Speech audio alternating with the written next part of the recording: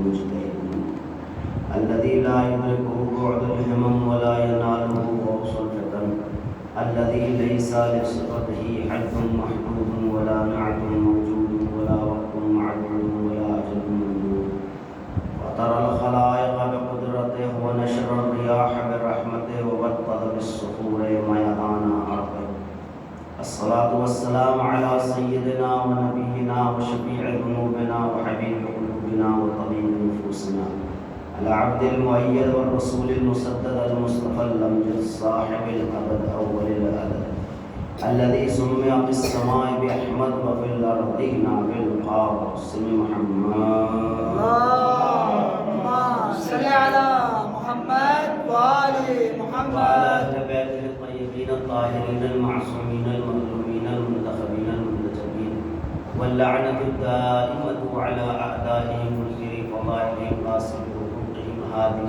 مسائهم غالب شيعتهم من يوم عداوتهم إلى قيام يوم الدين أما بعد فقد قال الله تبارك وتعالى في الكتاب المجيد والفرقان الحميد وهو أصدق القائلين وقوله الحق ثم الحق بسم الله الرحمن الرحيم يا أيها الذين آمنوا لا تتخذوا آباءكم وأخوانكم أولياء إن استحبوا الكفر على الإيمان صلى الله عليه محمد اللهم صل على محمد وآل محمد بزرگان ملت جعفریہ عزاداران سید الشہداء علیہ السلام روزداران امام مظلوم کربلا پروردگار عالم قرآن مجید کی سورہ مبارک توبہ میں ارشاد فرما رہا ہے یا ایھا الذین آمنوا لا تتخذوا آباءکم واخوانکم اولیاء ان استحبوا الکفر علی الایمان اے صاحبان ایمان اگر تمہارے آباء و اجداد تمہارے بھائی بندو ایمان سے ہٹ کر کفر کو فوقیت دے رہے ہیں اور کفر کو پسند کر رہے ہیں تو تم انہیں اپنا ولی و سرپرست نہ سمجھنا۔ یہ قرآن مجید کی ایسی آیت ہے کہ جو بہت سارے مسائل حل کر سکتی ہے۔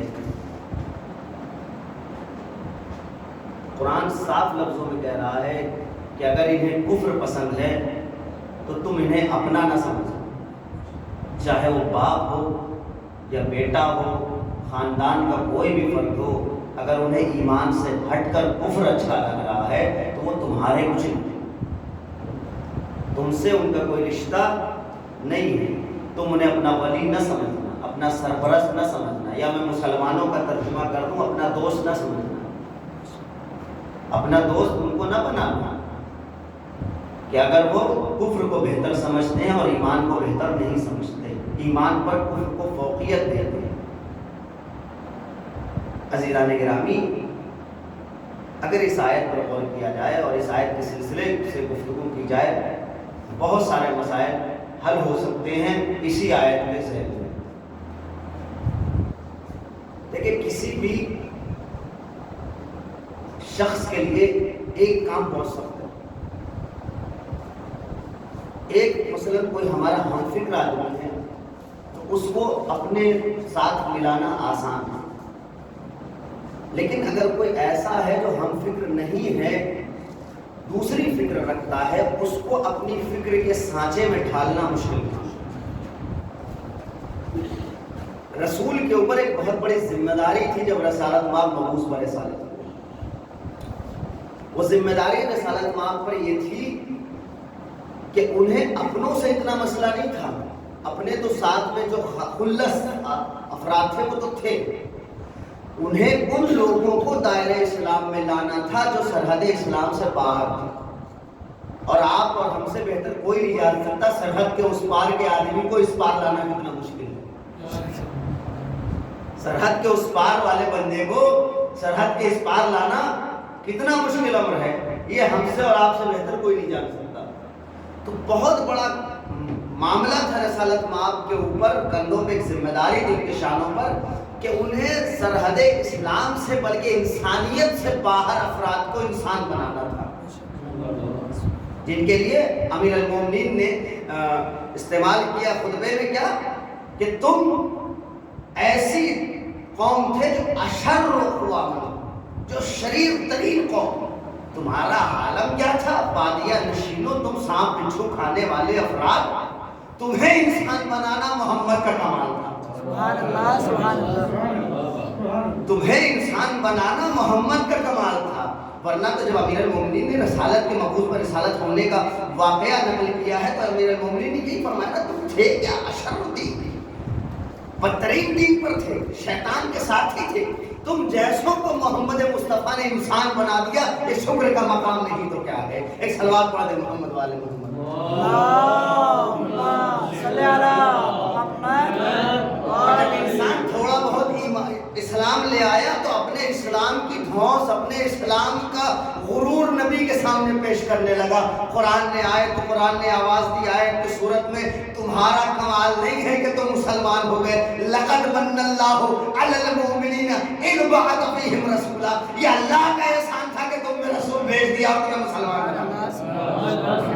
یہ تمہارا کمال نہیں تھا کہ تم مسلمان ہو گئے، یہ اللہ کا احسان تھا کہ تمہارے درمیان ایک رسول بھیجا اور تم مسلمان ہو کر سامنے آ گئے. تو یہ رسول کے اوپر بڑی ذمہ داری تھی اور رسول نے اس ذمہ داری کو ادا کیا اور رسول لوگوں کو اسلام کے دائرے میں لے آئے. لیکن ابھی بھی لوگوں کے اندر ایک ذہنیت پنپ رہی ہے، وہ یہ کہ ٹھیک ہے ہم اسلام کے دائرے میں آ گئے تو کیا ہوا، جو ہمارا پرانا معاملہ ہے ہم اس سے ہٹیں گے نہیں. قرآن نے کہا تم اسلام کے دائرے میں آ گئے ہو تو اب سن لو کہ چاہے تمہارا باپ ہو یا دادا ہو یا بھائی ہو یا بندو ہو، کوئی بھی ہو، اگر کفر پسند ہے تو اسلام والوں سے اس کا کوئی تعلق نہیں، اس کے دین والوں سے اس کا کوئی تعلق نہیں. اچھا میں بہرحال آپ کی خدمت میں یہ جسارت بھی نہیں کر سکتا، ماشاءاللہ سارے افاضل میرے سامنے موجود ہیں، سارے مجھ سے بزرگ حضرات موجود ہیں. قرآن کی مخالفت کے بارے میں کیا خیال ہے؟ آج ایک قرآن سویڈن میں جلایا گیا تو جگہ جگہ سے آوازیں اٹھ رہی ہیں کہ یہ غلط ہوا. ظاہر ہے غلط ہوا، غلط بولنے کا حق بھی ہمیں ہے. بس کیوں؟ کیونکہ قرآن کو جلانے کو بے حرمتی ہم شمار کرتے ہیں. باقی اسلام کا کوئی فرقہ قرآن جلانے کو بے حرمتی نہیں شمار کرتا، ان کے یہاں تو جلایا جا چکا ہے. ہماری نظر میں قرآن کو جلانا بے حرمتی ہے تو بولنے کا حق بھی ہمارا ہے اور کسی کا حق نہیں ہے. ٹھیک ہے، اب تھوڑا سا یہ ہوا اور بولنا بھی چاہیے، بولنا بھی چاہیے. تو یہ تو قرآن جلا، قرآن کی مخالفت اگر کوئی کر دے تو پھر ہم اس کے بارے میں کیا خیال رکھیں؟ کیا خیال رکھیں؟ کیا وہ دین پر ہے؟ دین پر ہے. ہمارا ایک لفظ، ایک حرف، ایک نقطہ، حتیٰ کہ زبر، زیر، پیش، جزم، جس کا کوئی کام نہیں ہے نا، وہ بھی قرآن میں اضافی نہیں ہے. وہ بھی قرآن میں اضافی نہیں، اس کا بھی انکار نہیں کیا جا سکتا. چاہے جائے کہ کوئی وسیم رضوی جیسا 26 آیتوں کا انکار کرنے لگے، چاہے جائے کہ کوئی 26 آیتوں کے بارے میں کہنے لگے کہ اس کو قرآن سے نکال دینا چاہیے. وہ قرآن سے آیتیں نکالنے کی بات کر رہا تھا، خود دین سے بھی گیا، دنیا سے بھی گیا. نہ دین کا رہا نہ دنیا کا رہا. ایک صلوات پڑھ دے محمد والے محمد. ہم تو اس بات کا تصور نہیں کر سکتے نا کہ قرآن کی کوئی مخالفت کرے. ہم جیسے گنہگار اگر قرآن کی مخالفت کرے تو کیا ہوگا؟ دائرہ اسلام سے باہر ہو جائیں گے. تو اب ظاہر ہے جب ہم جیسے گنہگاروں کے لیے اتنا سخت قانون ہے تو جو صاحب قرآن ہے اس کے لیے بھی تو سخت مسئلہ ہوگا. وہ قرآن کی مخالفت تو نہیں کر سکتا نا، وہ تو بدرجہ عدم قرآن پر عمل کرے گا. بھائی ہمارے آیت اللہ سید سبزواری فرماتے تھے کہ ہمارے زمانے میں، یہ علماء کی بات کر رہا ہوں، ہمارے زمانے میں صرف مسائل دو طرح کے تھے، دو طریقے سے تھے بس، یا تو واجب تھے یا حرام تھے. یہ بعد میں مستحبات کا دخل ہوا، یہ انہوں نے فرمایا. لیکن میں آپ کی خدمت میں عرض کروں، ائمہ اور انبیاء علیہ السلام کے لیے یا تو واجب ہے معاملہ یا حرام ہے. یہ مستحب تو ہماری تھوڑی سہولت کے لیے رکھ دیا گیا، ورنہ تو پیغمبر کے لیے نماز شب واجب تھی، ہمارے لیے مستحب ہے تاکہ سہولت ہو جائے. پیغمبر نے فرمایا اگر میری امت پیشاب نہ ہو تو میں مسواک کو واجب کر دیتا. کہا کہ نہیں، کیونکہ وہ اسے واجب کی حیثیت سے سمجھتے تھے. لیکن ہماری سہولت کے لیے تو اب ظاہر ہے ہماری سہولت کے لیے انہوں نے مکروہ کا بھی ایک شائبہ رکھا، ایک کونا رکھا، مستحب کا بھی ایک کونا رکھا، لیکن نبی کی حیثیت سے تو صرف واجب ہے یا حرام ہے. تو قرآن کی مخالفت جب ہم نہیں کر سکتے، ہم جیسے گنہگار، تو نبی جیسا معصوم قرآن کی مخالفت کیسے کرے گا؟ قرآن کہہ رہا ہے ایمان والوں، اپنے آباء و اجداد اور بھائیوں کو اپنا سرپرست نہ بنانا. اگر وہ کفر کو ایمان سے بہتر سمجھیں تو کیسے نبی ابو طالب کے گھر میں رہ رہے ہیں اگر وہ کافر ہیں؟ ایک صلوات پڑھے محمد والے محمد پہ. صلی علی محمد. اگر ابو طالب نعوذ باللہ کافر تھے تو نعوذ باللہ عیاذ باللہ رسالت ماں قرآن کی مخالفت کر رہے ہیں. ہم امت کو تو کہہ سکتے ہیں کہ امت غلط کہہ رہی ہے کہ ابو طالب کافر تھے، نبی کو غلط نہیں کہہ سکتے کبھی، کیونکہ نبی کبھی غلط نہیں ہو سکتا. نبی نے جو کر دیا وہ نبی کا فعل خدا کے فعل کے مطابق. اگر میری بات غلط ہے تو قرآن نے کہا وما رمیت اذ رمیت ولکن اللہ رمی. پیغمبر یہ تم نے نہیں پھینکی، ہم نے پھینکی، یعنی نبی کا فعل پروردگار کا فعل ہے. تو نبی تو یہ کام نہیں کر سکتا کہ قرآن کی مخالفت کرے. ہاں امت سے ہو سکتا ہے یہ کام کہ وہ قرآن کی مخالفت کرے. اب قرآن کیا کہہ رہا ہے کہ اگر کافر ہیں تو تمہارے ولی ہیں. اب مجھے امت مسلمہ بتا دے کہیں سے کیا ابو طالب کے پاس پیغمبر نہیں رہے؟ پیغمبر کا ابو طالب کے تحت رہنا اس بات کی دلیل ہے کہ ابو طالب اس شخصیت کو کہتے ہیں جو کلے ایمان کا باپ کہلاتا ہے. جو کلے ایمان کا باپ ہے، وہ ایمان اور اس کی باتیں تو چھوڑ دیں، جس کی وجہ سے لوگ مومن ہیں وہ اس کے بھی والد ہیں، وہ شخصیت کے والد ہیں.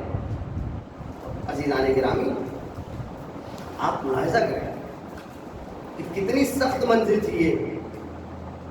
لوگ در حقیقت قرآن کو سمجھ ہی نہیں پائے ہیں. لوگ در حقیقت اللہ اور رسول کو سمجھ ہی نہیں پائے ہیں. عرفان نہیں ہے، نہ توحید کا عرفان ہے نہ رسالت کا عرفان ہے. اگر حقیقی عرفان رسالت ہوتا تو کبھی اس طرح کی باتیں سامنے نہیں. جناب ابو طالب، میں باتیں صرف اس لیے آپ کی خدمت میں کروں، میں اپنا جو یاد کیا ہوا سبق ہے وہ سنا رہا ہوں آپ بزرگوں کو. آپ سے میرا ویسا کوئی خطاب نہیں ہے. ایک صلوات پڑھ دیں محمد والے محمد.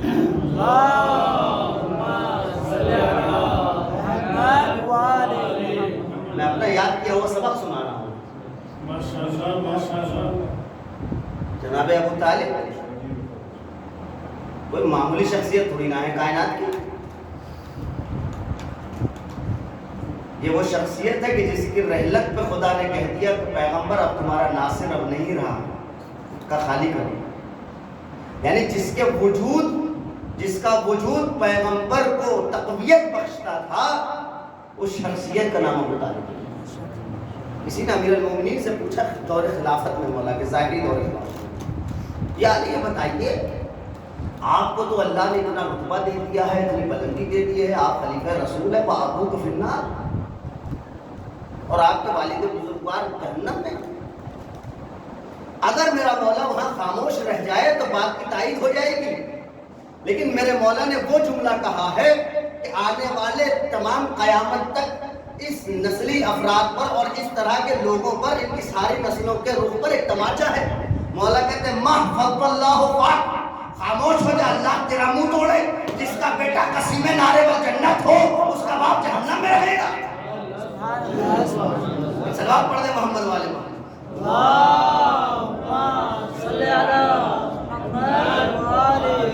یہ کوئی خطابت نہیں ہے، یہ خطیب نہج البلاغہ کے جملے ہیں، یہ خطیب ممبر سلونی کے جملے ہیں، خطابت نہیں ہے.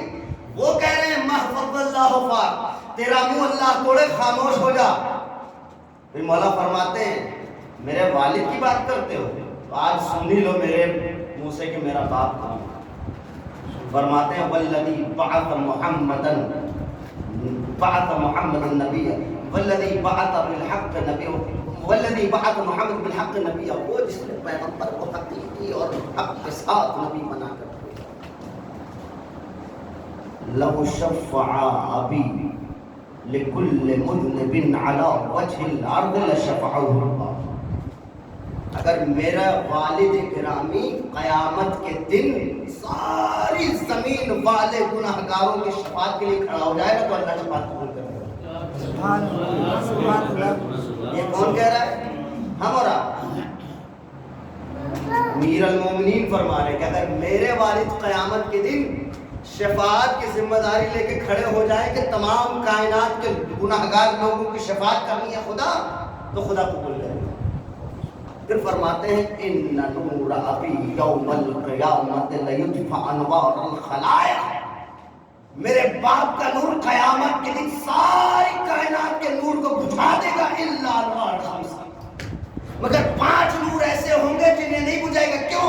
لأن نورہ من نورنا، اس لیے کہ ان کا نور ہمارے نور سے ہے. یہ ابو طالب ہے. لوگوں نے سمجھا ہی نہیں ہے کیونکہ انہوں نے ادھوری معرفت لی ہے. کیونکہ بغض اہل بیت میں یہ کام باقاعدہ طور پہ کیا گیا ہے کہ پہلے باپ کو مجروح کرو تب بیٹا مجروح ہو جائے گا. ایک سلوات پڑھ دے محمد والے. اللہم صلی علی محمد وآلہ محمد. رسول تو قرآن کی مخالفت نہیں کر سکتے. یہی جملہ امام سجاد علیہ السلام کی خبر میں ایک شخص آیا، اس نے کہا مولا لوگ یہ کہتے ہیں کہ ابو طالب کافر تھے، آپ کیا کہتے ہیں؟ مولا نے فرمایا ایتعلون علی ابی طالب او علی رسول اللہ. لیکن میں نے اپنی بات کی تائید پیش کی ہے کہ یہ رسول کو نہیں پہچانے ہیں. فرماتے ہیں یہ لوگ ابو طالب کو برا کہنا چاہ رہے ہیں یا رسول کو برا کہنا چاہ رہے ہیں؟ کہا کیوں؟ کہا کیا ممکن ہے کہ رسالت مآب قرآن کی مخالفت کر دے؟ سامنے والے نے کہا نہیں مولا ممکن نہیں. کہا پھر قرآن کہہ رہا ہے کہ کسی کافر کے تحت مومنہ نہیں رہ سکتی، کسی کافر کے تحت مومنہ خاتون نہیں رہ سکتی. اور تمام عالم اسلام اس بات پر متفق ہے کہ جناب فاطمہ جناب آمنہ بنت وہب جناب فاطمہ بنت اسد مکمل طور پر جب تک رہی ابو طالب کی زوجہ رہی اور باایمان بھی تھی. اگر ابو طالب کافر تھے تو پیغمبر کو یہ کام کرنا چاہیے تھا نا کہ ان سے طلاق دلوا دیتے کہ اے بیوی آپ ان کے ساتھ نہ رہیے یہ کافر ہیں. پیغمبر کا طلاق نہ دلوانا اس بات کی دلیل ہے ابو طالب ایمان کے اس درجے پر تھا جہاں تک امت پہنچ بھی نہیں سکتی. سبحان اللہ سبحان اللہ. ایک سوال پڑھا محمد والے.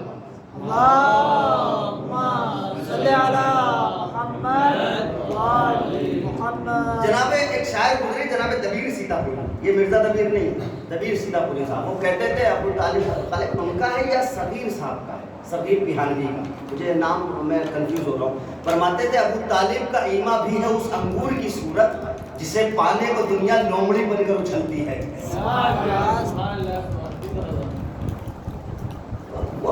یہ پا نہیں سکے وہ درجہ چونکہ ان کے آباء و اجداد کفر کے اس کمال پہ تھے کہ جس کا کوئی توڑ نہیں تھا. تو انہوں نے سوچا کہ اس شخصیت کو پامال کر دیا جائے جو ایمان کے آخری درجے پہ بیٹھا ہوا ہے. تو انہوں نے یہ کرنا شروع کر دیا. تو قرآن صاف لفظوں میں کہہ رہا ہے اگر با ایمان ہو تو پھر تم ان لوگوں کو اپنا ولی نہ بنانا کہ جو کفر کو بہتر سمجھتے ہیں ایمان. بالکل نہیں بنے گا. اور تاریخ میں بہت سارے واقعات بہت ساری چیزیں ایسی موجود ہیں. تاریخ کہتی ہے ایک مرتبہ پیغمبر اکرم مسجد میں نماز پڑھ گیا. پیغمبر نے نماز ختم کر لی، جماعت ہو رہی ختم ہوئی. اور پیغمبر کا اصول تھا ختم ہونے کے بعد وہ اصحاب سے گفتگو کرتے. ظاہر ہے مجمع تھا صاحب کا، معمولی بات تھوڑی نہ تھے. وہ تو ایسے لوگ بہت سارے تھے جو تملقاً بغل میں رہتے تھے. گفتگو کر رہے تھے. ایک شخص داخل ہوا اور وہ ادھر کونے میں جو ہے کھڑے ہو کے الگ سے نماز پڑھنے لگا. نماز پڑھ رہا ہے وہ.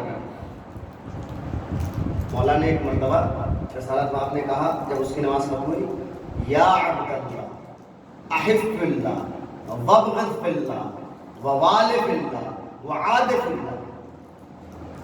اے بندہ خدا اللہ کے لیے محبت کر، اللہ کے لیے دشمنی کر.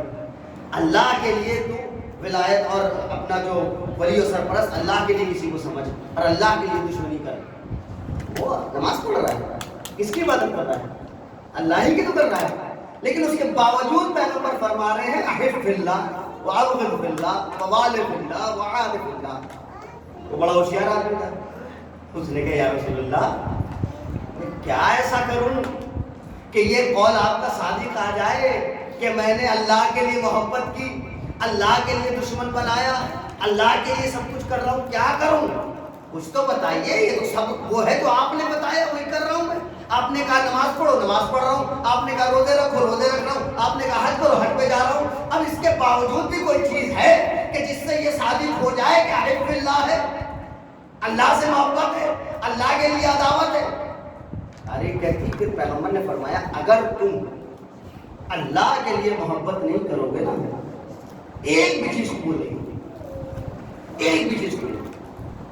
اس نے کہا پیغمبر اکرم اب اتنا آپ نے پھنسا دیا ہے تو اب آپ بھی اس کے سولوشن دیجیے، آپ اس کا حل دیجیے، میں کروں تو کیا کروں؟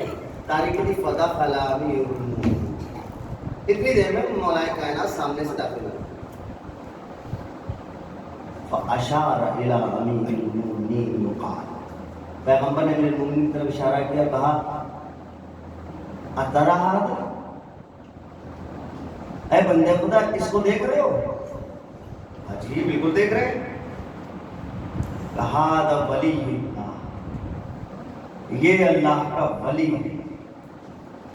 اچھا پھر پیغمبر نے فرمایا والے ولی اللہ، والے ولی اللہ، وعاد عدو ولی اللہ، اے بندے خدا اللہ کے ولی سے محبت کرو اور اس کے دشمنوں سے نفرت کرو۔ اس نے کہا وہ اچھا یہ ہے مسئلہ۔ پھر پیغمبر رکے نہیں، پھر فرمایا والے ولی ولی والے ولی والے ولی اللہ، والے ولی ولی اللہ، اللہ کے ولی سے بھی محبت کرو، وعاد عدو عدو ولی اللہ، اور اللہ کے ولی کے دشمن سے بھی دشمنی رکھو۔ یعنی پیغمبر فرما رہے یہ جو آنے والا ہے یہ معیار محبت و دشمنی ہے، معیار محبت ہے۔ اگر اس سے محبت ہے تو سارے اعمال قبول ہیں، اس سے محبت نہیں تو کچھ نہیں قبول۔ ابھی میں وہ تشنا ہے۔ اس نے کہا یا رسول اللہ کچھ اور تھوڑا اور واضح کریے۔ پھر پیغمبر فرماتے والے ولی هذا ولو کان ابوک ولو کان قاتل ابیک، والے ولی هذا ولو کان قاتل ابیک، یہ جو آنے والا ہے اس کے چاہنے والے کو چاہو چاہے تمہارے باپ کا قاتل ہی کیوں نہ ہو۔ وعاد عدو هذا ولو کان ابوک وولدک، اور اس کے دشمن کو دشمن رکھو چاہے تمہارا باپ اور بیٹا ہی کیوں نہ ہو۔ اب قرآن کی آیت کیا کہہ رہی ہے؟ اس کو ولی نہ بنانا، اپنے بھائی نہ سمجھنا، باپ نہ سمجھنا، جو کفر کو فوقیت دے ایمان پر۔ پیغمبر بھی یہی کہہ رہے ہیں جو علی کا دوست ہے وہ ایماندار ہے، جو دشمن ہے وہ کافر ہے۔ صلوات پڑھے محمد والے محمد۔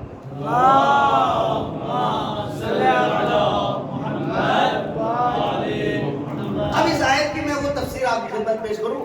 تفسیر صافی میں صاحب تفسیر صافی لکھتے ہیں جب یہ آیت نازل ہوئی امام باقر علیہ السلام فرماتے ہیں کہ تمہیں پتہ ہے کہ اس آیت میں ایمان کیا ہے اور کفر کیا ہے؟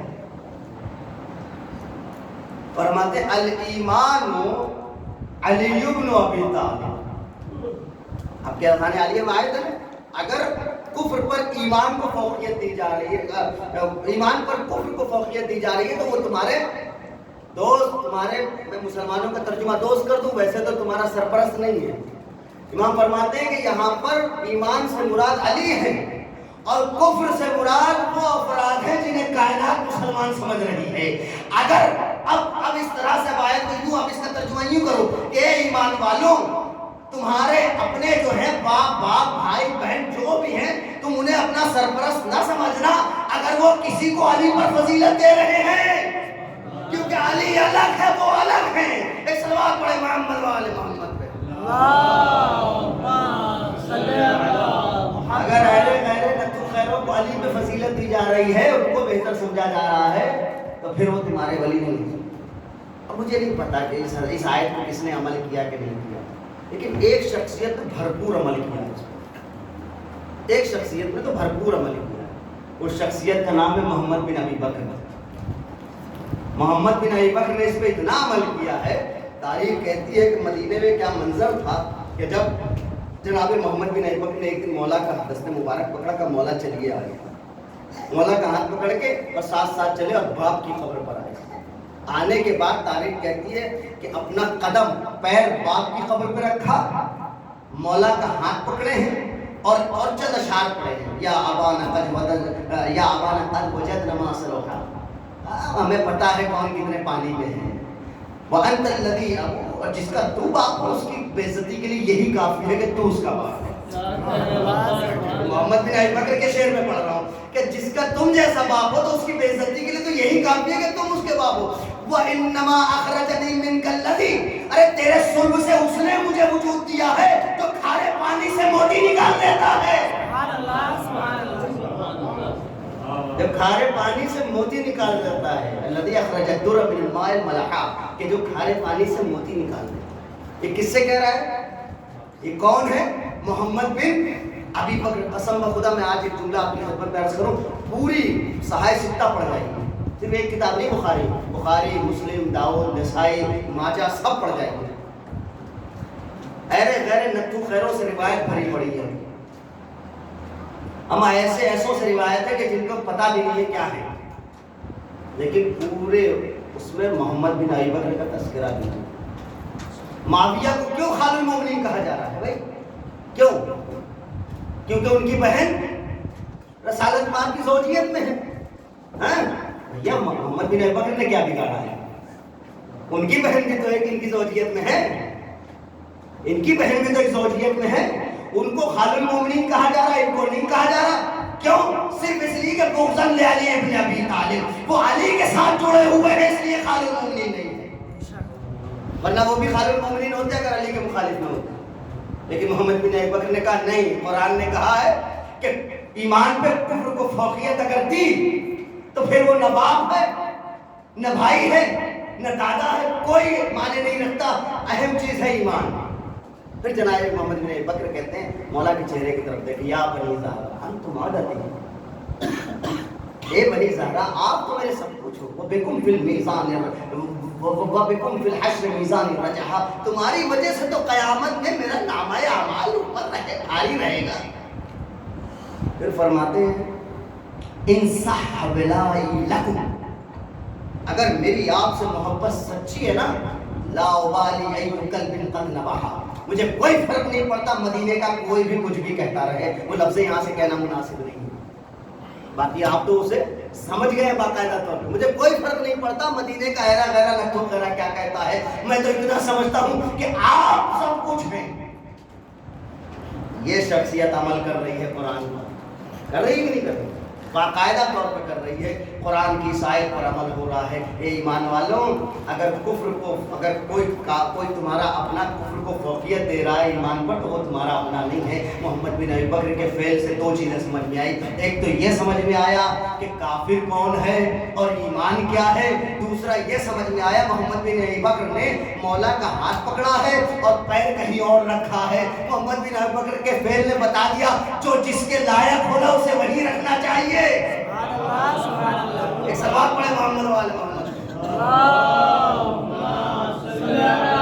محمد والے محمد، جو جس کے لائق ہے اسے وہی رکھا جاتا ہے۔ محمد بن ابی بکر نے بتایا قائل ہے نا، تھوڑا توجہ دے، یہ اسلام کا دم بھرنے والے تھوڑا انصاف کی نظر سے اسلام کو پڑھیں، یہ ابو سفیان کا اسلام نہ پڑھیں دیا ہوا، یہ وہ اسلام پڑھیں جو اہل بیت نے دیا ہے، تب ان کی سمجھ میں آئے گا کہ کیا مسئلہ چل رہا ہے، ورنہ تو ابو سفیان کے دیے ہوئے اسلام میں تو نہ جانے کیا کیا خرابیاں ہیں جس کی وجہ سے لوگ رنگیلا رسول لکھ رہے ہیں۔ ایسا رسول پیش کر دیا ہے کہ لوگوں کو مجبوراً رنگیلا رسول لکھنی پڑ رہی ہے، لیکن اگر اہل بیت سے محمد کو لیا ہوتا، ابو طالب کی نگاہ سے دیکھا ہوتا تو محمد کچھ اور ہوتا، محمد کچھ اور ہوتا، تو لوگوں نے ابو سفیان کی نظر سے محمد کو دیکھنا شروع۔ عزیزان گرامی، دوستان عزیز، میرے بزرگوں، پروردگار عالم نے قانون دے دیا، دیکھیں قرآن قیامت تک کے لیے حجت ہے، اس میں ایک ایک چیز کی تفصیل نہیں بیان کی جائے گی، اس میں صرف اللہ و دلہ والا حساب ہوگا، تھوڑا سا ہے معاملہ لیکن ہے بھرپور، تو اس میں آپ کو اور ہمیں یہ کوشش ہماری ہونی چاہیے اور ہماری ذمہ داری ہے کہ ہم ان آیات اور ان سب میں غور کریں، اہل بیت کے فرامین میں پڑھیں۔ کیونکہ جب تک یہ نہیں ہوگا آیتوں کا صحیح مولد نہیں مل پائے گا. آج دیکھیں آج عجیب ایک لہر مچی ہوئی ہے ہر طرف. تو ہمارے ہندوستان میں الیکشن چل رہے ہیں, آنے والے ہیں, اس میں تو کچھ زیادہ ہی ہے. مسلمان قرآن لے کر اس کے خلاف کام ہو. پھر قرآن اگر میں نے آپ ابتدا میں اس کے جو جلایا گیا اس کی وجہ کیا ہے؟ جب آپ قرآن لے کر کسی کو قتل کرو گے اور یہ کہو گے قرآن کا حکم ہے کہ مار دو, وہ بھی مسلمان کو, تو پھر کیا کیا جائے گا؟ یہی ہوگا نا. لیکن اگر قرآن اہل بیت سے لیا ہوتا تو پتہ چلتا کہ قرآن کے اگر یہ حکم ہے تو کہاں پر حکم آیا ہے, مورد کیا ہے, موقع کیا ہے, مقام کیا ہے, اور اس سے مطلب کون ہے, اس سے مراد کون لوگ ہیں, اس سے مراد کون ہے. عزیزان گرامی, یہ ایک المیہ ہے, المیہ ہے.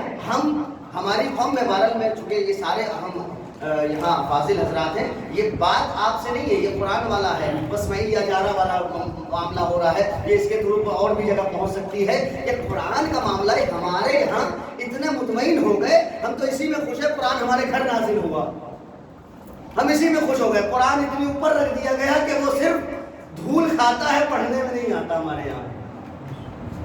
لیکن ہم نے دوسروں کو کہہ دیا تم قرآن پڑھو, اور انہوں نے آپ کے 5 سال میں حافظ تیار کر دیے. لیکن اگر غور کرتے تو یہ کام ہمارا تھا, یہ ہماری قوم کا کام تھا کہ ہم اس پہ کام کرتے ہیں. خیر بہرحال مجھے اس سے وہ نہیں ہے, لیکن بہرحال ایک المیہ ہے کہ قرآن کے ساتھ کیا ہو رہا ہے. یہ جو آج بے حرمتیاں ہو رہی ہیں, یہ جو آج ایسی جسارتیں ہو رہی ہیں, یہ وجہ ہے کہ عدم عرفان, پہچانے نہیں ہے. نہ توحید سمجھ میں آئی ہے, نہ نبوت سمجھ میں آئی ہے, نہ رسالت, نہ امامت, کچھ سمجھ میں نہیں ہے. راوی کہتا ہے کہ میں امیر المومنین کی بارگاہ میں تب پہنچا اس مہینے میں الذی اصیب بہ, کہ جس میں مولا کو زخم لگا ہے, یعنی ماہ مبارکہ میں. مولا بیٹھے, میں بھی بیٹھا ہوا تھا. فوراً مولا نے آواز دی, بلایا. کسے؟ کہا یا ابا محمد, اے میرے لال ابا محمد. امام حسن کو کہا تشریف لاؤ, ادھر آؤ بیٹا. اعلن المنبر واحمد اللہ واثنى علیہ, منبر پہ جاؤ, اللہ کی حمد و ثنا کرو, اپنے نانا کا ذکر کرو خیر کے ساتھ. وقل, اور کہہ دو. کیا کہنا ہے؟ اب مولا متقیان نے 3 جملے بتائے. قل, کہہ دو لعن اللہ ولدا اقطع ابویہ. اس جملے کو 3 مرتبہ کہا, لعن اللہ ولدا اقطع ابویہ, لعن اللہ ولدا اقطع ابویہ. پھر فرمایا, پھر کہو لعن اللہ غنما ابت عن موالی عن الراعی. اس بھیڑ بکریوں پہ بھی لعنت ہے جو اپنے نگہبانوں سے چلی گئی, بھاگ گئی. اور ولعن اللہ عبدا ابت عن موالی, ان غلاموں پہ بھی لعنت ہے جو اپنے آقاؤں سے گر گئے. امام حسن گئے, منبر پہ پہنچے, اور منبر پہ جا کے امام حسن نے وہ مینوان نقل کر دیا جیسا مولا نے بتایا. تاریخ کہتی جیسی مولا نیچے اترے, امام حسن بجوے نے گھر لیا. یہ کیا بول کے آ گیا؟ معمولی بات ہے, ہونا بھی یہی چاہیے. اگر کوئی غلط بات ہو گئی ہے تو فوراً پکڑ لو, فوراً پوچھئے یہ کیا ہوا بھائی. امام حسن سے پوچھنے لگے یہ کیا کہہ دیا آپ نے. امام حسن ظاہر ہے ایک ولی ہے, ایک ولی ہے, امام ہے. فرمایا الجواب علی امیر المؤمنین, جواب میں نہیں دوں گا, میں صرف اس وقت امام کی ذمہ داری ادا کر رہا تھا, دی ہوئی. جواب میں اپنی طرف سے نہیں دے سکتا, جبکہ مولا دے سکتے تھے. بتانا چاہتے ہیں کہ اگر ولی خدا موجود ہے تو دوسرا اس کے کام میں دخالت نہیں کرتا, وہ خود انجام دیتا ہے, وہ خود انجام دیتا ہے. اسی لیے بہرحال ایک دن میں نگاہ سے ایک روایت گزری, اس بات کو میں روک کے وہ جملہ معترضہ کے طور پہ وہ روایت پیش کرتا ہوں, آپ کی اذہان عالیہ میں موجود ہوگی. راوی کہتا ہے میں ایک مرتبہ امام حسن کی خدمت میں آیا, دیکھا مولا روزہ ہے, مولا کا دور ہے, امام حسن کا دیکھا مولا روزے سے, اور وہ دن کیا تھا, عرفے کا دن تھا, لیکن امام حسین روزہ نہیں ہے. میں بتانا چاہتا ہوں کہ ولی کی ذمہ داری الگ ہے, اور ولی کے زمانے میں دوسرا ولی ہے تو اپنی ذمہ داریاں روک کے رکھتا ہے, بتا سکتا ہے, کر سکتا ہے, لیکن روک کے رکھتا ہے. روایت کہتی ہے کہ راوی کہتا ہے میں نے دیکھا مولا عرفے کے دن روزہ ہے, نہیں افوا الٹا کرتی ہے, مولا حسین روزہ ہے اور مولا حسن روزہ نہیں ہے. مولا حسین روزے سے ہیں عرفے کے دن, اور مولا حسن روزہ نہیں ہے.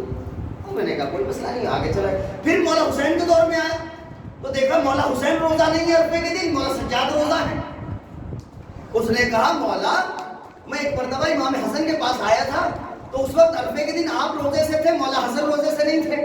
آج آپ کے پاس آئے وہ آپ روزے سے نہیں ہے، مولا حسن روزے سے ہے، مولا سجاد روزے سے. وجہ کیا ہے؟ مولا نے فرمایا جب تم وہاں آئے تھے تو وہ وقت کے امام تھے، میں امام وقت کے زمانے میں تھا، لیکن ظاہری طور پر وقت کا امام نہیں تھا.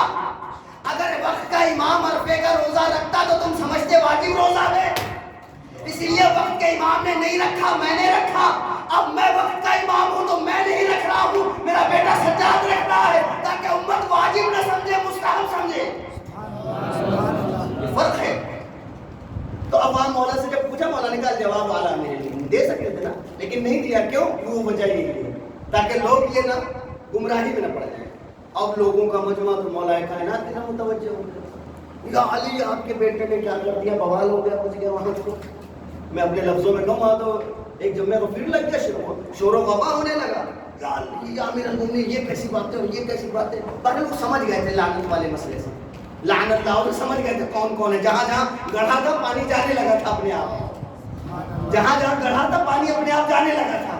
تو لوگ سمجھ گئے رہے یہ تو ہماری طرف آ رہا ہے، کوئی کہہ رہا ہے یہ ہماری طرف آ رہا ہے. تو اس کو کلیئر کرنا ضروری تھا کہ امیر المومنین بات کیا ہے. مولا نے فرمایا ایک دن میں رسول کے ساتھ نماز ادا کر رہا ہم نے نماز پڑھی. رسول، میں نے آپ کی خدمت میں عرض کی، نماز کے بعد وہ متوجہ ہو جاتے تھے اصحاب کی طرف، رسول متوجہ ہو ہماری طرف.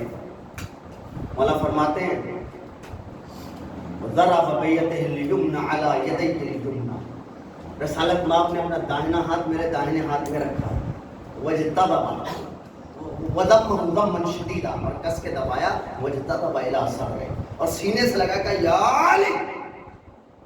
رسول نے فرمایا یا علی. مولا نے کہا، مولا فرماتے میں نے کہا لبیک یا رسول اللہ، بتائیے، حاضر خدمت. مولا فرماتے ہیں رسول نے فرمایا یا علی انا وانت ابوا هذه الامه، ہم اور تم اس امت کے باپ ہیں. ولعن اللہ ولدا احق ابويه، ان بچوں پہ لعنت ہے جو ہماری مخالفت کرتے ہیں. ان بچوں پہ لعنت ہو جو ہماری مخالفت کرتے ہیں. نبی نے فرمایا، مولا خاموش. اب تاریخ نے اگر یہ خاموش ہوتے اور کچھ اور رسول نہ بولتے تو پھر میں بھی کچھ نہ بولتا، لیکن رسول نے کچھ بولا. رسول نے کہا یا علی قل آمین. توجہ دیجیے گا، اے علی آمین کہو. اب آپ سے بہتر کون جانے گا؟ اگر نبی دعا کرے اور وسیع آمین کہہ دے تو قیامت تک لعنت کا مستحق ہو جائے گا بندہ. ایک صلوات پڑھے محمد والے محمد، اللہم صلی علی محمد وآل محمد. یہی مسئلہ تو ہے. ہمارے میرے استاد محترم فرماتے تھے کہ جو امام حسن کا راہب والا واقعہ بیان ہوتا ہے، پر کچھ لوگوں کے نزدیک اس میں اشکال ہے، لیکن وہ فرماتے تھے جو بیان ہوتا ہے ٹھیک ہے بیان ہو تو اس میں کم سے کم رسالت کی شان باقی رہ جائے. یہ بھی جملہ معترضہ کے طور پہ آ گیا، رسالت کی شان باقی رہ جائے. یعنی کہ لوگ کہتے ہیں نا وہ آئے اور آنے کے بعد کہا نانا اولاد نہیں ہے، کہا نہیں بیٹا، کہا میں نے ایک دیا، نہیں ہے، ارے بیٹا نہیں ہے میں نے دو دی. یہ رسالت کی شان کے خلاف ہے. کبھی بھی امام نبی کی مخالفت نہیں کر سکتا، کیونکہ وہ اسی نبی کا تو وصی ہے، جس کا وصی ہے اس کی مخالفت نہیں کر سکتا. میرے استاد محترم فرماتے تھے کہ ایسا نہیں ہے. امام نے کچھ یوں کہا نانا اس اولاد نہیں ہے، کہا بیٹا نہیں ہے. امام نے فرمایا نانا میں دعا کرتا ہوں آپ آمین کہیں. توجہ دیجیے گا، میں دعا کرتا ہوں آپ آمین کہیے، انشاءاللہ خدا دے گا. تاریخ کہتی ہے، میرے استاد محترم فرماتے ہیں تاریخ کہتی ہے کہ امام حسین نے ہاتھوں کو اٹھائے، پروردگار اس کو ایک اولاد دے دے. رسول اللہ نے کہا آمین. راہب کو ایک اولاد ملی، پھر آمین دوسری اولاد ملی، آمین تیسری اولاد ملی، 7 مل گئے. فنزل جبریل نازل ہوئے اور ایک جملہ کہا، اے رسول خدا اگر اسی طرح حسین دعا کرتا رہا آپ آمین کہتے رہے قیامت تک خدا اولاد دیتا رہے گا. تو اتنی پاورفل ہے دونوں کی آمین اور دعا. آمین اور دعا اتنی پاورفل ہے. تو رسالت باپ نے جب کہا لعن اللہ ولدا احق ابويه، ان بچوں پہ لعنت ہو جو ہمارے ہم دونوں کے آپ ہو جائیں، ہمارے مخالف ہو جائیں. نبی نے دعا کی، وسیع نے آمین کہہ دیا. اب قیامت تو کوئی لعنت سے بچا نہیں سکتا اگر نبی و علی کا مخالف ہے. لعنت پیچھا نہیں چھوڑے گی اگر نبی اور علی کا مخالف ہے. پھر پیغمبر نے فرمایا یا علی. اللہ کہتے ہیں پھر میں نے کہا لبیک یا رسول اللہ. فرماتے ہیں انا و انت موالی هذه الامه، ہم اور تم اس امت کے مولا ہیں. وَلَعَنَ اللَّهُ عَبْدًا عَبْدًا عَنْ مَوَالِي، ان غلاموں پہ لعنت ہو جو اپنے مولا سے بھاگ گئے، اپنے مولا کو چھوڑ کے بھاگ گئے. اور پتہ نہیں، مجھے تو سمجھ میں بھی نہیں آتی بات، لیکن جب میں نے من کن تو مولا فہذا علی مولا پڑھا تو بات کلیئر ہو گئی. ایک سلوات پڑھے محمد والے محمد پہ. محمد وآل محمد. بس آخری ایک دو فکرے اور اس کے بعد رکھتے مسائل.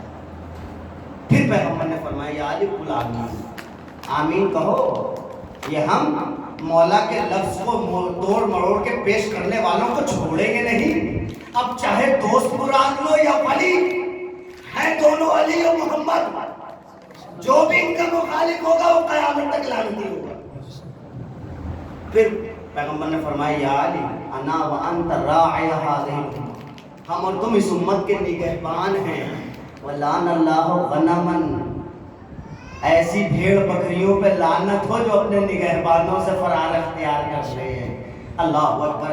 یہ پیغمبر اکرم بتا رہے ہیں، مولا متقیان بتا رہے ہیں کہ دیکھو آیت میں جو آیا ہے نا کہ ہر ایک کو اپنا نہ سمجھنا، ہم سب کچھ ہیں باقی اور دنیا کچھ نہیں ہے. ایک سلوات پڑھ دے محمد والے محمد. اللہم صلی علی محمد وآل بس ابھی محمد. تو آپ یہ سما خراشی بہت کی میں نے. اگر انسان غور کرے تو کربلا اسی کا نتیجہ ہے. جو کہ سمجھے ہی نہیں وہ نبی کیا ہے، وہ سمجھے ہی نہیں خدا کیا ہے، وہ سمجھے ہی نہیں امامت کیا ہے. اور جو اتنا بری طریقے سے پروپیگنڈا ہوا امیر المومنین کے خلاف، یہ بڑی بات ہے عزیزوں کہ امیر المومنین کی شہادت پہ کوئی یہ کہے کہ نماز بھی پڑھتے تھے. سمجھے کتنا پروپیگنڈا ہوا تھا. امیر المومنین سے لوگوں کو دور کرنے کے لیے کتنی زیادہ سازشیں چل رہی تھی کہ لوگ یہ کہنے میں مجبور ہو گئے کہ علی نماز بھی پڑھتے تھے،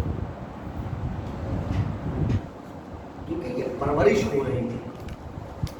باقاعدہ طور پر معاویہ کے لیے روایت میں ملتا ہے کہ صبح میں بچوں کو بلاتا تھا شام کے، اور ان کے بھیڑ بکریوں کے بچے انہیں تحفے میں دیتا تھا، اور شام میں جب رات ہو جاتی تھی اپنے لوگوں کو بھیج کے ان کو چوری کروا لیتا تھا. جب یہ سب آتے تھے صبح گہار لگانے تو کہتا تھا علی نے چوری کروا لی. یہ ادھر پرورش ہو رہی تھی علی کی مخالفت. یہی وجہ تھی جب امام شہید ہوئے تو کسی نے کہا کہ علی نماز پڑھتے، جو کہ اتنا کردار خطرناک پیش کیا گیا تھا علی نے. امام نے کربلا میں امام کے سامنے فوج نے جو جملہ کہا بغضاً لأبی، وہ وہی تھا چونکہ وہاں سے پرورش ہو رہی تھی جس نے ایک ذہنیت کو ڈیولپ کیا تھا، ایک ذہنیت بنا دی تھی امیر المومنین کے خلاف. کربلا عدم عرفان محمد والے محمد کا نام ہے، عدم عرفان توحید کا نام ہے. یہ نہ توحید سمجھے تھے نہ نبوت سمجھے. عزیزو اچھے ہمارے ہر علاقے میں آج کے دن کا مسائل الگ الگ ہوتا ہے، لیکن میں چاہتا ہوں چونکہ مسئلہ عرفان محمد کا ہے تو رسالت مآب کے سلسلے سے چند جملے. رسالت مآب کا مسئلہ ہے عرفان کربلا نام ہے عدم عرفان نبوت کا. میں جناب علی اکبر کے حوالے سے چند جملے مسائل کی آپ کی خدمت میں عرض کروں. امام حسین نے جب اپنے بیٹے کو بھیجا ہے نا تو اس وقت بھیجنا ہی امام حسین کا اور یہ کہنا کہ میں اسے بھیج رہا ہوں جو بالکل میرے نانا کی شبیہ ہے. اور کربلا میں علی اکبر کا قتل اس بات کی گواہی ہے کہ یہ لوگ نبوت کو نہیں پہچان پائے تھے، یہ لوگ محمد کو نہیں جان پائے تھے کہ نبی ہے کون، رسول ہے کون. عزیزو تاریخ نے لکھا جناب علی اکبر سے، جناب علی اکبر نے شب عاشور مولا سے پوچھا جب اتنی فوجیں آ رہی ہیں اتنا سب کچھ ہو رہا ہے، مطلب مولا سے پوچھتے بابا یہ بتائیے کیا ہم حق پر ہیں؟ بیٹے نے پوچھا بابا سے کیا ہم حق پر ہیں؟ امام نے فرمایا لال اگر ہم حق پر نہیں ہیں تو ساری کائنات میں حق پر. جناب علی اکبر نے فرمایا بابا مجھے کوئی غم نہیں کہ موت مجھ پر آ پڑے یا پھر موت بچا. صبح عاشور دنیا نے اور کربلا نے اور لوگوں نے آخری اذان سنی ہے ابھی تک۔ صبح عاشور علی اکبر نے اذان دی ہے، اس کے بعد جو شہادتوں کا سلسلہ شروع ہوا۔ تاریخ کہتی ہے کہ بعد ایک لاش امام مظلوم کربلا میں ملا کے رکھتے رہے، ہر لاشے کے ساتھ علی اکبر ساتھ ہیں، اور جب حتیٰ کہ جناب عباس کی شہادت ہوئی، جناب علی اکبر بعض روایت کے مطابق جناب علی اکبر پہلے شہید ہوئے ہیں، بعض روایت کے مطابق بعد میں شہید ہوئے ہیں مولا عباس کے، بعض روایت کہتی ہے مولا عباس کی لاشیں جب بھی جناب علی اکبر کے ساتھ مولا پہنچے ہیں، وہ بھی مرحلہ طے ہو گیا۔ لیکن تاریخ نے لکھا امام حسین کے لیے اس سے بڑا مرحلہ نہیں تھا جب جوان بیٹا سامنے آ کے کہہ رہا تھا بابا مجھے جنگ کی اجازت دے دی، بابا مجھے جنگ کی اجازت دے دی۔ تاریخ کہتی فنظر علی اکبر، مولا نے علی اکبر کو سر سے پاؤں تک دیکھا، اور دیکھنے کے بعد کہا میرے لال تم تو میری ضعیفی کا سہارا ہو، میرے لاڈلے تمہیں کیسے اجازت دے دوں، تم کیسے کربلا کو تم کو کیسے موت کے حوالے کر دو۔ پھر جناب علی اکبر نے کچھ دیر باتیں کی، پھر ایک مرتبہ مولا نے کہا اچھا چلو بیٹا آپ کو اجازت میں تو دے دوں، لیکن ایک مرتبہ پھپھی سے تو پوچھ لو، 18 برس بڑے نازوں سے پالا ہے بیٹا تم کو، جاؤ اجازت لے لو۔ تاریخ کہتی ہے اجازت لے کر خیمے سے نکلے ہیں، نکلنے کے بعد جب رہوار پہ سوار ہو کر، میں پوری تفصیل نہیں پڑھتا، رہوار پہ سوار ہو کر جا رہے ہیں، جانے کے جب نکلے ہیں اور آگے بڑھے ہیں، احساس ہوا پیچھے سے کوئی چلا آ رہا ہے، پیچھے سے کسی کے قدموں کی آہٹ محسوس ہوئی۔ ایک مرتبہ جناب علی اکبر نے مڑ کے دیکھا، کیا دیکھا؟ 57 سال کا بوڑھا باپ کمر پکڑے ہوئے ایک جملہ کہہ رہا ہے مہلن مہلا یا بنیا، اے میرے لالا آہستہ آہستہ چلو، بوڑھا باپ تمہارے ساتھ نہیں چل سکتا۔ مولا علی اکبر اترے، بابا سے کہا بابا آپ تو مجھے رخصت کر چکے تھے، کیا بات ہے؟ بابا نے مولا کا وہ جملہ موجود ہے میرے لال، اگر کاش میں تم صاحب اولاد ہوتے نا تو تمہیں پتہ چلتا کہ ایک باپ کے دل پہ کیا گزرتی ہے جب بیٹا مرنے کے لیے جا رہا ہو۔ تاریخ کہتی ہے جناب علی اکبر آ گئے، جنگ کے میدان میں جنگ کرتے رہے، کرتے وہ وقت آیا جب ایک شقی نے دھوکے سے جناب علی اکبر کے جگر میں نیزہ مارا، اور نیزہ صرف مارا نہیں ہے بلکہ نیزہ کی انی کو توڑ دیا ہے۔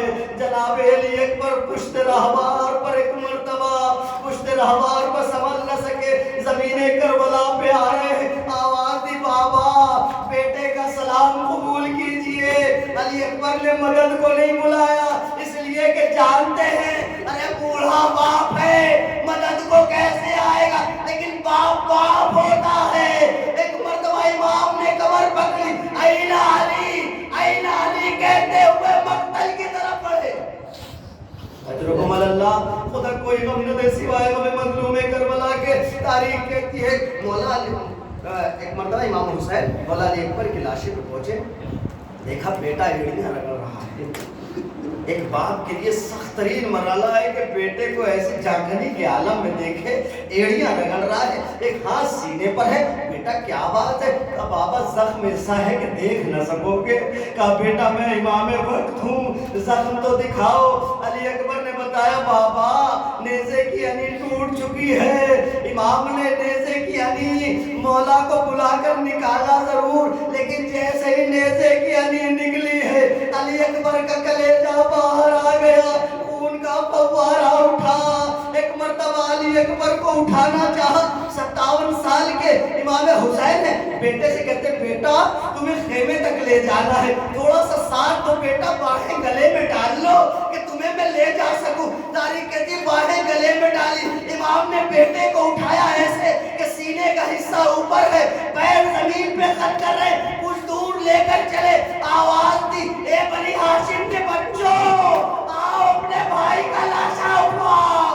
ارے باپ بوڑھا ہے، لاشا خیمے پہنچا، سیلب نے پکارا اے ام لیلا، علی اکبر دولہا بننے آ گئے۔